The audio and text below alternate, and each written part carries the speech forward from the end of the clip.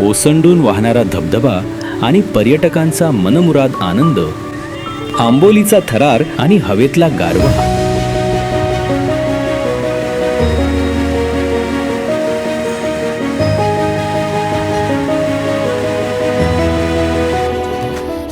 संपूर्ण व्हिडिओ लवकरच. तोपर्यंत कोकण गंध फिल्म्सला सबस्क्राईब करा आणि शेअर करा. कॅमेऱ्यातून अलगद तुमच्या हृदयापर्यंत.